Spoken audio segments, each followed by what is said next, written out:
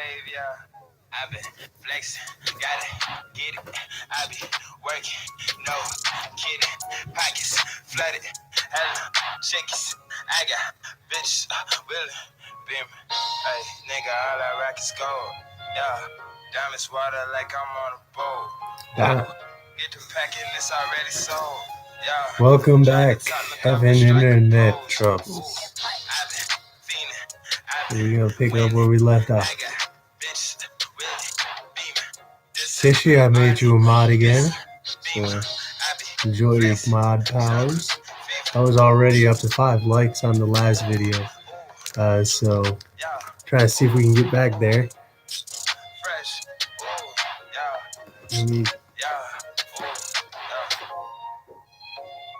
There were only a couple women on the dock who were nodding to their admiring friends, while the clerk read some dispositions to a couple of policemen and a man in plain clothes who leant over the table. The jailer stood reclining against the dock rail, tapping his nose listlessly with a large key, except when he repressed an undue tendency to conversation among his idlers by proclaiming silence or looked sternly up to bid some woman take that baby out, when the gravity of justice was disturbed by feeble cries, half smothered in the mother's shawl, for some meager infant. The room smelt close and unwholesome. The walls were dirt-discolored and the ceiling blackened. There was an old smoky bust over the mantel shelf and a dusty clock above the dock, the only thing present that seemed to go on as it ought, for depravity or poverty or a habitual acquaintance with both has left a taint on all and matter, hardly less unpleasant than the thick greasy scum on every inanimate object that frowned upon it. Noah looked eagerly about him for the Dodger, but although there were several women who would have done very well for that distinguished character's mother or sister, the more that one man who might be supposed to bear a strong resemblance to his father, nobody at all answering the description given to him of Mr. Dawkins, was to be seen. He waited in a state of much suspense and uncertainty while the women, being committed for trivial, went flaunting out, and then was quickly relieved by the appearance of another prisoner whom he felt at once to be no other than the object of his visit.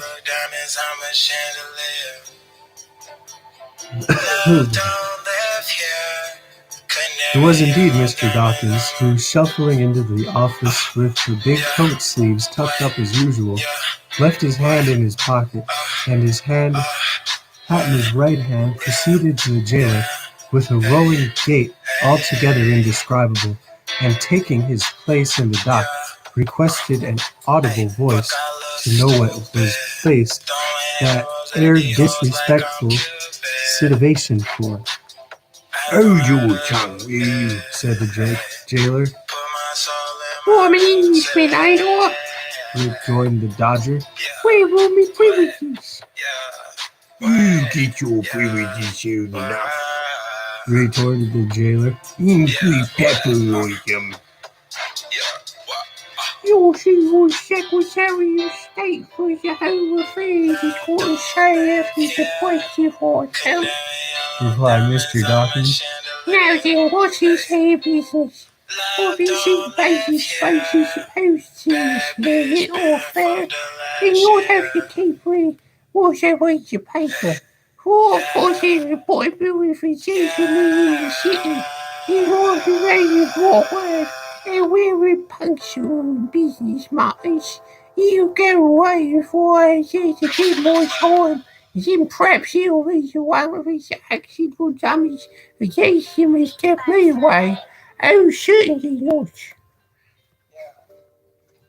At this point, the Dodger, with a show of being very particular with a view to proceedings to be had thereafter, desired the jailer to communicate.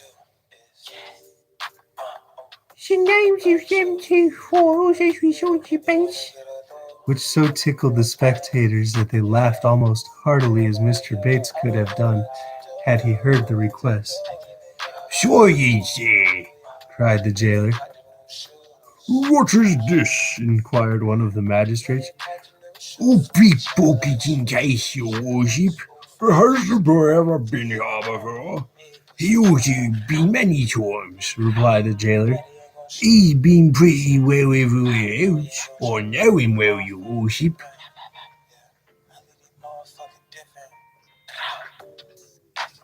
Oh, you know me, do you? cried the artful, making a note of the statements. Very good. That's a case of deformation of character anyway. Here there was another laugh and another cry of silence. Now, what are the witnesses? Said the clerk. Oh, that's what, added the Dodger. Where are they? I should like to see them.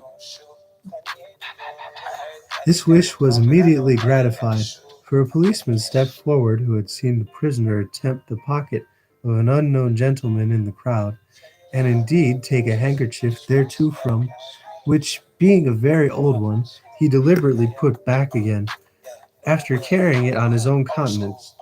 For that reason he took the Dodger into custody as soon as he could get near him, and said the Dodger, being searched, had upon his person a silver snuff-box, which the owner's name engraved in the lid. This gentleman had been discovered on the reference to the court geld, and being then and there present, swore that the snuff-box was his, and that he had missed it on previous day, the moment he had disengaged himself from the crowd before return to. He had also remarked that a young gentleman in the throng, particularly active in making his way about, and that young gentleman was the prisoner before him.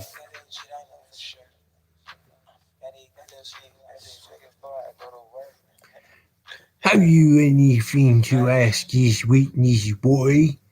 asked the magistrate. I want to base myself by just sending you home no conversation with him, replied the Dodger. Have you anything to say at all? Do you hear his worship? Now, have you anything to say at all? Do you hear his worship ask if you've anything to say? inquired the jailer, nudging the silent Dodger with his elbow. I beg your pardon, said the Dodger, looking up with an air of abstraction. Did you really address yourself to me, old man?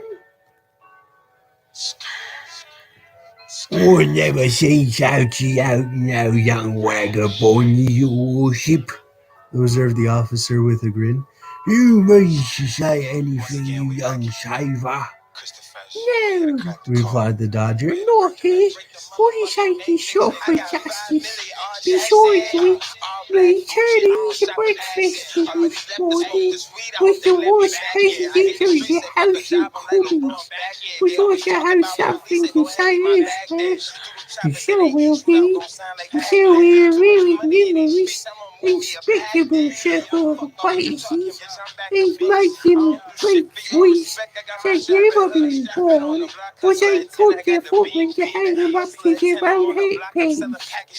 Therefore they didn't come out this morning high upon me. Oh, nah, he's fully committed, interposed the clerk. Take him away. Come on, said the jailer. oh, come on, replied the Dodger, brushing his hat with the palm of his hand.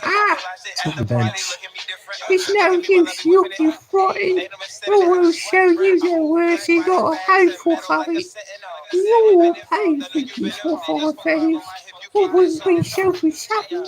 I wouldn't go free now if I was to fall down on your knees, actually. Here, carry me off, you prison. Take me away. With these last words, the Dodger suffered himself to be led off by the collar, threatening that he got into the yard to make a parliamentary business of it, and then grinning in the officer's face with great glee and self-approval.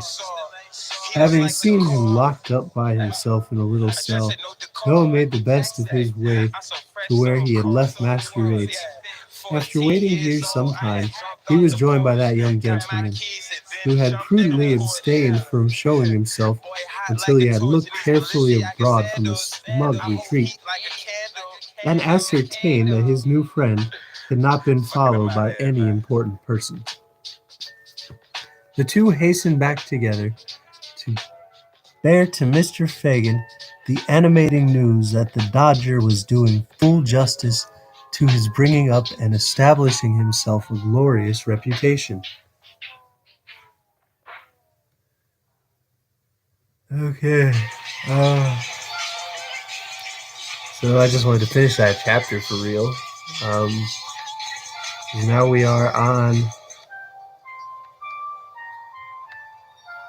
chapter 45. I don't know why I thought I was on chapter 48 before. That's just dumb. 44. The time arrives for Nancy to redeem her pledge to Rose Maley. She fails. Alright, so let's see what Kayla's asking me to shout out to.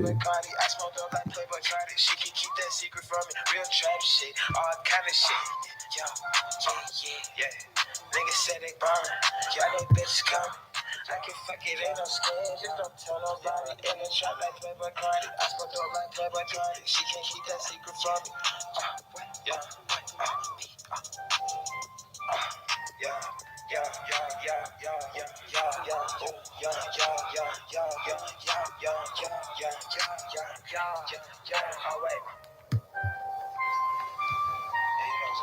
I wonder if I should keep going. Let's see how long this chapter is. I've been doing this a good minute, but it's a short chapter.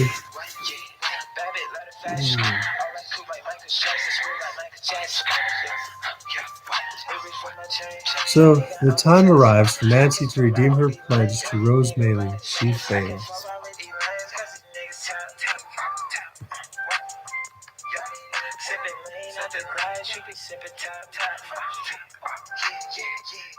Let's see what's taken. This knowledge of the step she had taken worked upon her mind. She remembered that both the crafty Jew and the brutal Sykes had confided her schemes which had been hidden from all others, in the full confidence that she was trustworthy and beyond the reach of their suspicion. Vile as those schemes were, desperate as were their originators, and bitter as were her feelings towards the Jew, who had led her step by step deeper and deeper down into the abyss of crime and misery, whence no escape was still. There were many times when, even towards him, she felt something relenting, lest to her disclosure should bring him within the iron grasp he had so long eluded, and he should fall at last, rich as he merited such a fate, by her hand.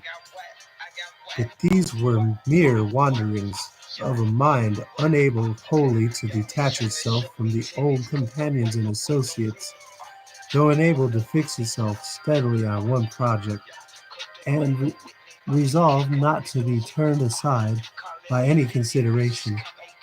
Her fears for Sykes would have been more powerful inducements to recoil while there was yet time, but she had stipulated that her secret should be rigidly kept. She had dropped no clue which could lead to his discovery. She had refused, even for his sake, to refuge from all the guilt and wretchedness that encompassed her. And what more could she do? She was resolved. Though all her mental struggles terminated in this conclusion, they forced themselves upon her again and again, and left their traces too. She grew pale and thin, even within a few days. At times she took no heed of what was passing before her, or no part in conversations where once she would have been the loudest. At other times she laughed without merriment, and was noisy without cause or meaning. But others often within a moment afterwards sat silent and dejected, brooding with her head upon her hands, while the very effort by which she roused herself told, more forcibly than even these indications, that she was ill at ease, and that her thoughts were occupied with matters very different and distinct from those in the course of discussion by her companions. It was Sunday night, and the bell of the nearest church struck the hour. Sykes and the Jew were talking, but they paused to listen. The girl looked up from the low seat on which she was crouched and listened to 11. "Yeah, we saw you midnight," said Sykes, raising a blind to look out and returning to his seat. "Talking heavy is too. What your for business is?" Ah, replied the Jew, what a pity, Bill, my dear. There's none quite ready to be done. "Oh, your word for once," replied Sykes gruffly. "It is a pity for obs of humour too."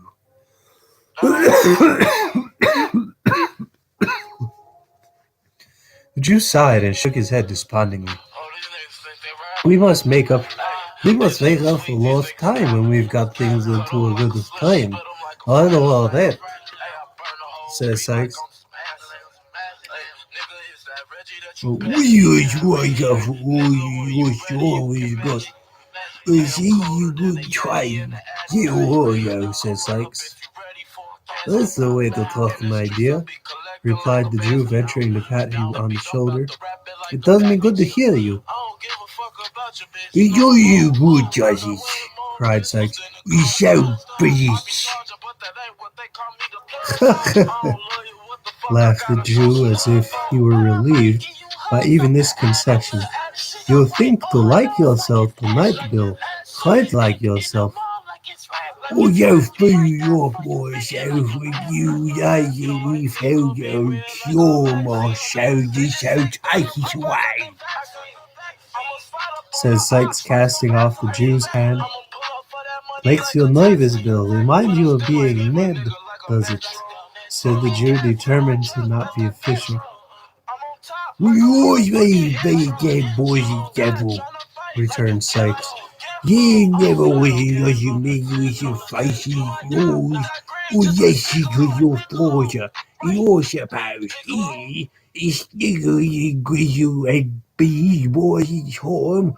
And yes, you come straight from the ocean without any farce at all betwixt you, which I sort of wonder at one bit."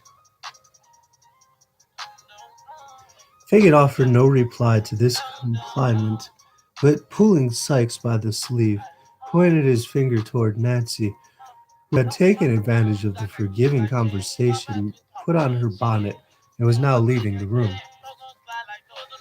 "Hello!" cried Sykes. "Nonce! Where you do go from your kiss? Not far. What is that?" returned Sykes. "Where are you going?" What's in those? "Said where?" resorted Sykes. "You hear me?" I don't know where. replied the girl. "You know I do," said Sykes, more in the spirit of obscenity than he had any real objection to the girl where she had listed. "Nowhere. Sit down." Oh, no, where would you? Joined the girl. Oh, what breath the air. "Put your head out the window." replied Sykes. It's not enough there. Said the girl. Well, what is in the street? "Say you all savage," replied Sykes, with which assurance he rose, locked the door, took the key out, and pulling her bonnet from her head, flung it upon the top of an old press. "Yeah," said the robber. "Now so quick you will you?" It's not such a matter as a bonnet, would you keep me? said the girl, turning very pale. What do you mean, Bill? Do you have a choice? "Oh no, you're fucking doing." "Oh!" cried Sykes, turning to fade. "She's out of her senses, you know. She don't talk to me that way." Your girlfriend is something desperate, muttered the girl, placing both hands upon her breast, as though to keep down by force some violent outbreak. Let me go, will you? This minute, this instant. No, cried Sykes. Tell him to let me go, Fagin. Is it better for him? Do you hear me? Cried Nancy, stamping her foot on the ground. Hear you? Repeated Sykes, turning around in his chair to confront her. Oi, you all heard you word from me, younger. You're gonna have such a grasp on your throat. I think you'll hear some of that screaming voice out. What do you know you say? What is it?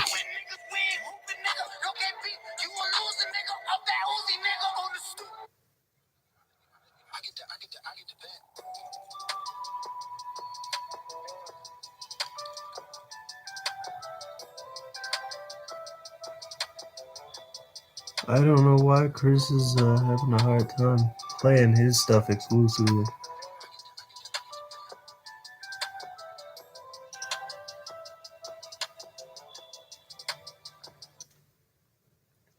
Weather's nice in Dickensian.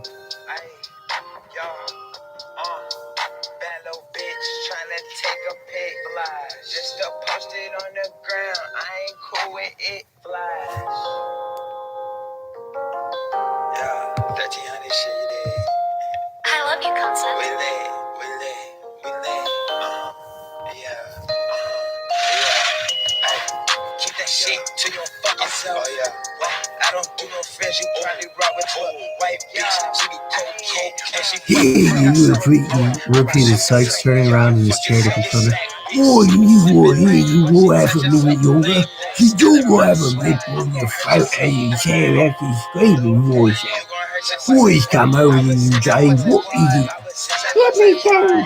Said the girl with great eagerness, then sitting herself down on the floor before the door, she said, You let me go. You don't know what I'm doing, you don't indeed.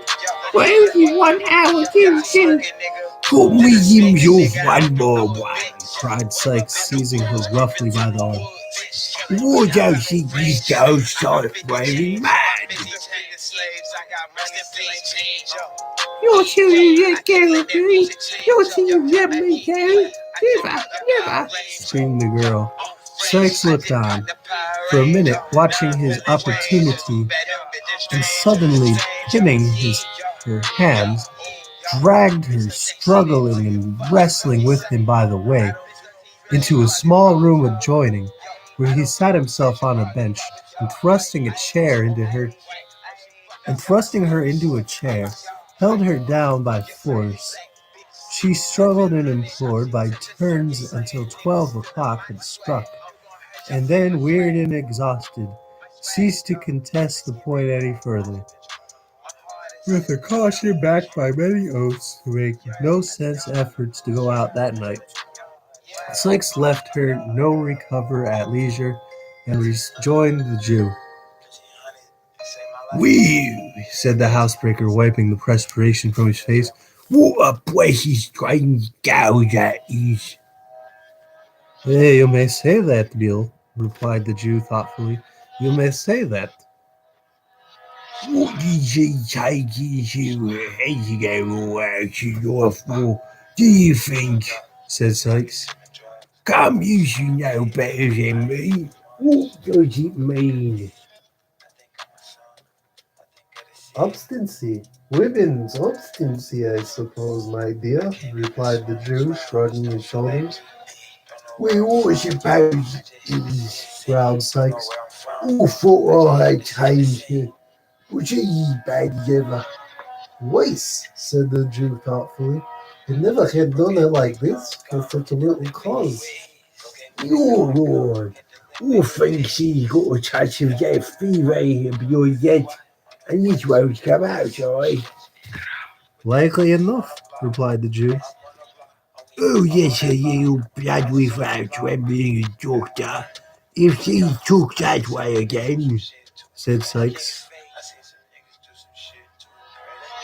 The Jew nodded in expressive approval of this mode of treatment. She was hanging out by me all day and all night too, and let's my bet. Pause, rewind. She was angry about me all day all night. She was always stressed on my back. And you look a black hottie wolf you are. You kept yourself a youth, said Sykes. we was very poor all the time, and I think one way or another, it's worrying friend her to be shut up in so long he made him rest his eye. That's it, my dear, replied the Jew in a whisper. Hush! He had uttered these words. The girl appeared and resumed her former seat. Her eyes were swollen and red. She rocked herself to and fro, tossed her head, and after a little time burst out laughing. Why now she's on the other attack, exclaimed Sykes, turning a look of excessive surprise on his companion. The Jew nodded to him to take no further notice just then, and in a few minutes the girl subsided into her accustomed demon, whispering Sykes that there was no fear of her relapsing. Fagin took up his hat and bade him good night. He paused when he reached the room door, and looking around, asked if somebody would light him down the dark stairs. Yours him down, said Sykes, who was filling his pipe. It's a pity he wouldn't break his neck himself and disappoint you serious. Show him a yacht. Nancy followed the old man downstairs with the candle. When they reached the passage, he laid his finger on his lip, and drawing close to the girl, said in a whisper, "What is it, Nancy, dear?" What do you mean? replied the girl in the same tone. The reason for all this, replied Fagin, is B, he pointed with his skinny forefinger up the stairs. is so hard with you. He's a rude nest. A Nancy book. Nasty book, Nancy. Why don't you... Well, said the girl as Fagin paused with his mouth almost touching her ear and eyes looking into hers. no matter just now, said the Jew. we'll talk of this again. You have a friend in me named Staunch Friend. I have the meaning with him quite engrossed. You want revenge on those who treat you like a dog? Like a dog? Why stand his dog for he humors him sometimes? Come to me, I say, come to me. He is a mere hound of the day, but you know me of old prince. Oh, no, you will. replied the girl without manifesting the least emotion. Good Lord. She shrunk back as Fagin offered to lay his hand on hers, but said good night again in a steady voice, and answering his parting look with a nod of intelligence, closed the door between them. Fagin walked towards his home, intent on the thoughts that were working within his brain. He had conceived the idea, not from what had just passed, though he had tended to confirm him, but slowly and by degrees, that Nancy, wearied of the housebreaker's brutality, had conceived an attachment for some new friend. Her altered manner, her repeated absences from home alone, her comparative indifference to those interests of the gang for which she had once been so zealous, and added to these, her desperate impatience to leave home that night at a particular hour, all favored the supposition, and rendered it to him at least an almost matter of certainty. The object of this new liking was not among his mirrograms. He would be a valuable acquisition with such an assistant as Nancy, and must, as Fagin argued, be secured without delay. There was another and darker object to be gained. Sykes knew too much, and his ruffian taunts had not galed the Jew the less, because the wounds were hidden. The girl must know well that if she shook him off, she could never be safe from his fury, and that would be surely wreaked to the maiming of limbs, or perhaps the loss of life, on the object of her more recent fancy. With a little persuasion, thought Fagin, what more likely could she be to consent to poison him? Women have done such things in ways to secure the same object before now. That would be the dangerous villain. The man I hate gone. Another securing in his place. And my influence over the Goya with the knowledge of a crime to back it, unlimited. These things passed through the mind of Fagin during the short time he sat alone in the housebreaker's room, and with them uppermost in his thoughts, he had taken the opportunity afterwards afforded him of sounding the girl in the broken hints he threw out at parting. There was no expression of surprise, no assumption of an inability to understand his meaning. The girl clearly comprehended it. Her glance at the parting showed that. But perhaps she would recoil from a plot to take the life of Sykes, and that was one of the chief's ends to be attained. Now, thought the Jew as he crept homewards, can I place my influence with her? What no power can I acquire? Such brains of fertile expedients, if without extricating the confession from herself, he laid a watch, discovered the object of her altered again, and threatened to reveal the whole history to Sykes, of whom she stood in no common fear. Unless she entered into his designs, he could not secure her compliance. I can, though, Fagin said almost out loud. She does not refuse me, then. Not for her life, not for her life, I have it all. The means are ready, and I shall be set to work. I shall have you yet. He cast a dark look and a threatening motion of the hand towards the spot where he had been left on the boulder villain, and went on his way, busying his bony hands in the folds of his tattered garment, wrenched tightly in a grasp, as though there were a hated enemy crushed with every motion of his fingers. Yes. Oh, the chapter is done. How long is this next one? I pull up.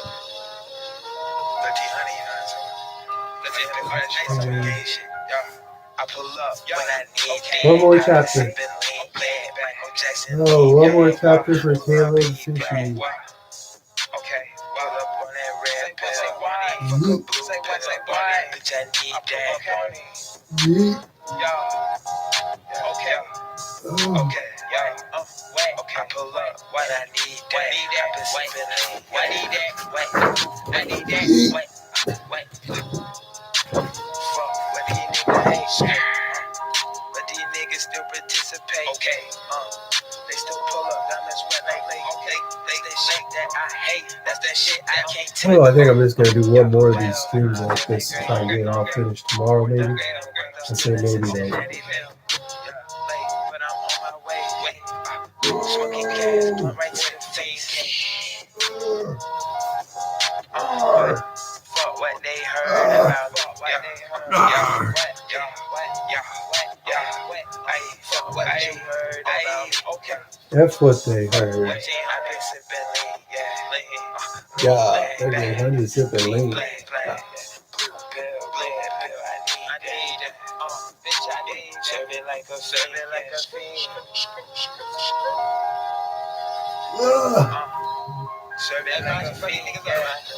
Try not to die. Next day, we on chapter 45. Noah Claypole is employed by Fagin on a secret mission. Pardon me. The old man was up betimes the next morning and waited impatiently for the appearance of his new associate, who, after a delay that seemed interminable, at length presented himself and commenced a voracious assault on the breakfast. Bolta, said the Jew, drawing up a chair and setting himself opposite Mr. Bolter. Well, here I am, returned Noah. What's the matter? Did you ask me anything till I haven't done anything? That's a great fault in this place. You never get enough job over your billions. You can talk as you eat, can't you? Asked Fagin, cursing his dear young friend's greediness from the very bottom of his heart. Yes, I can see the chat, by the way. I just saw that pop up. I think it's got a lag to it, but what video doesn't? He's trying to stretch out a little bit. Doing this a couple hours at a time just kind of sucks.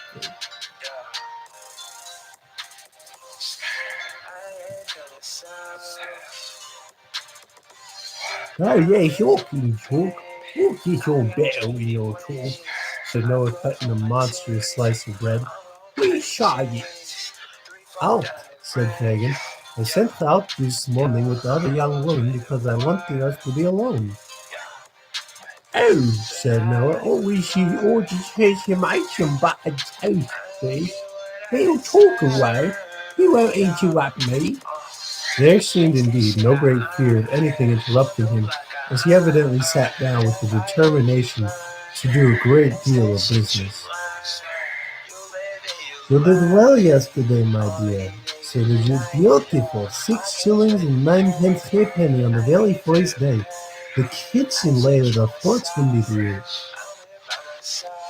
Don't forget to add your 3 pig pots and your milk can, said Mr. Bolter.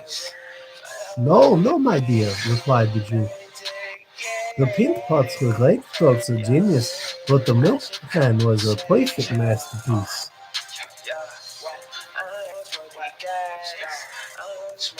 Pretty well, I think, for a beginner, replied Mr. Bolter complacently. You thought I took off every range, and your milk can was standing by itself as your public house. I thought I might get rusty with the rain and catch a cold, you know.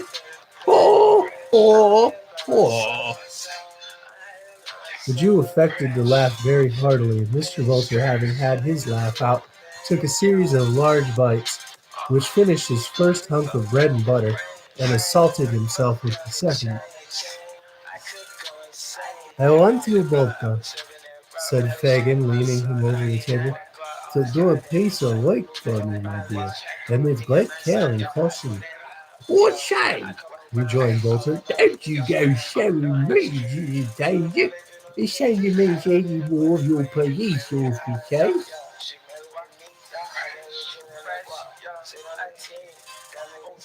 Caleb spamming me. I did say thank you.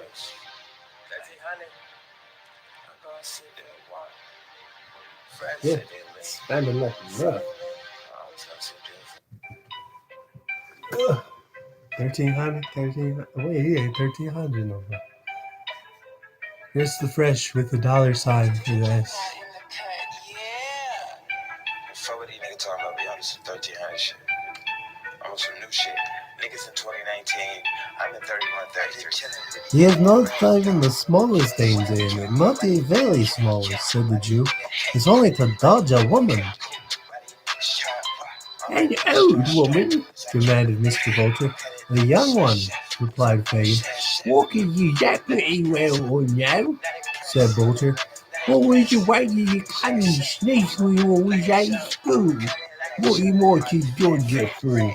Not to do anything, interrupted the Jew, but to tell me where she goes, and who she sees, and if possible, what she says to remember the street, if it is a street, or a house, if it is a house, to bring me back all the information you can.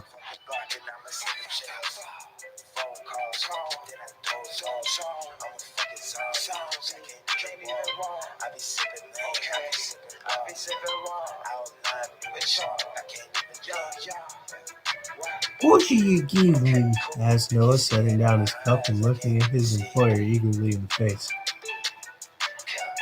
You'll do it well, my dear. A pound, my dear. 1 pound, said Fagin, wishing to invest him with the cent as much as possible. That's what I can never give you. For any job of work, there won't at least wasn't a valuable consideration to be gained. Who is she? Inquired Noah. One of us, Oh, you're cried Noah, curling up his nose. you dreadful of her, are you? She has found some new friends, my dear. But I must know who they are, replied the Jew. Who is she? Said Noah. Just to have the pleasure of knowing them, if they're respectable people, eh? I'm your man. I knew you would be, cried Fagin, elated by the success of his proposal. But yes, I keep looking at the chat, Shaggy. Caleb, I want to call you Fishy and then just read you writing Shaggy 800 times back to back. Thank you for putting the link in there just in case anyone didn't know.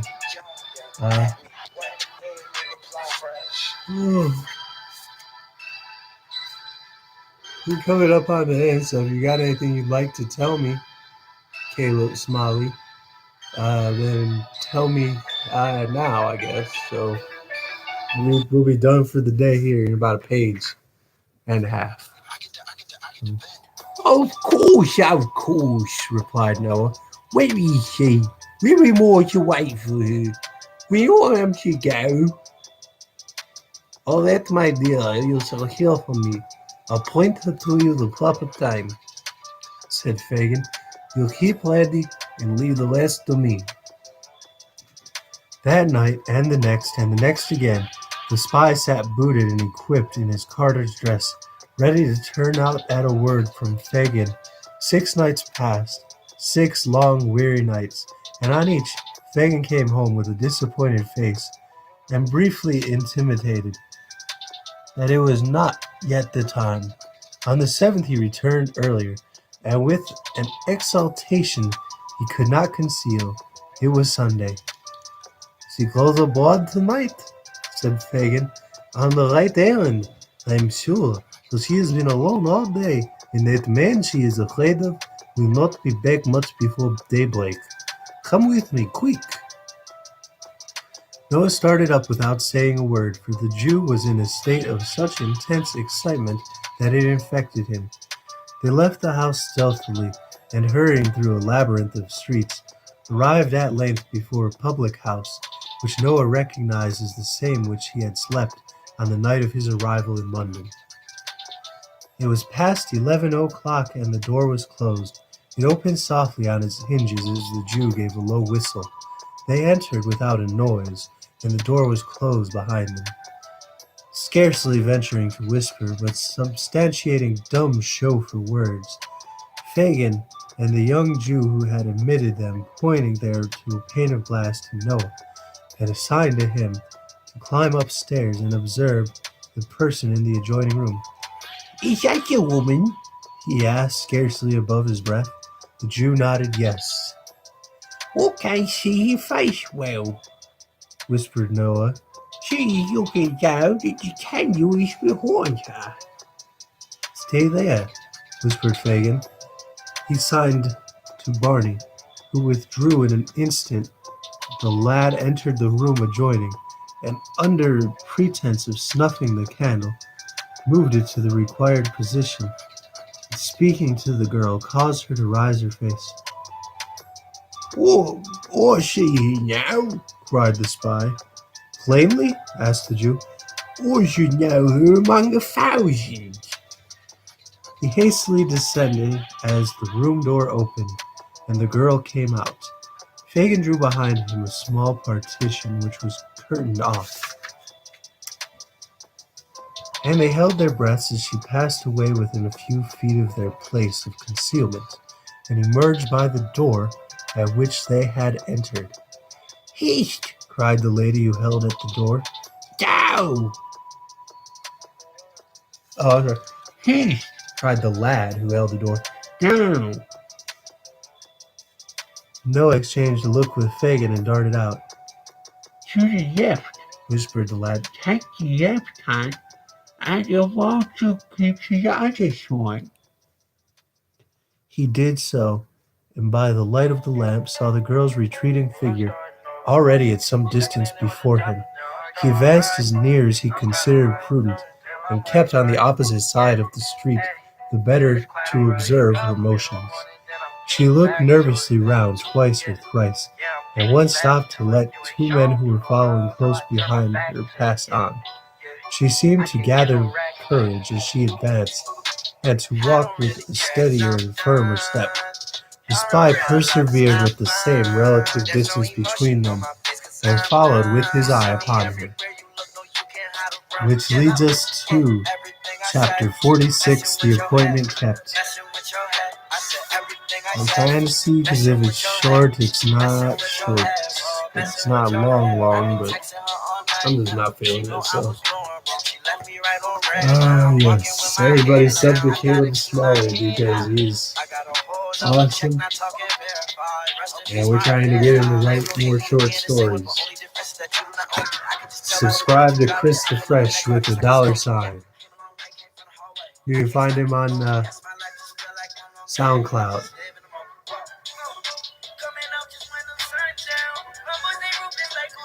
Trying to delete this.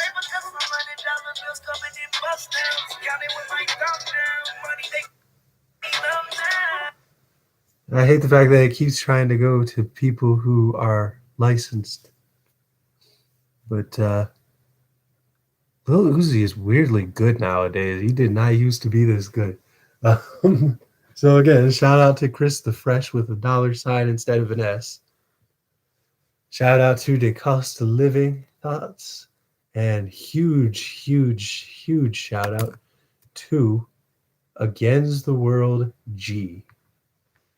There's just one T in there. Against the World. So look up them.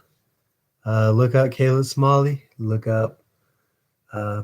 Next time I'm going to give you guys a bunch of good educational people in the description again, I think. So I just want to say just one love to everybody who showed up again. I got a couple of people to go back and sub to. So thank everybody for showing up. Have a wonderful rest of your day. And one love.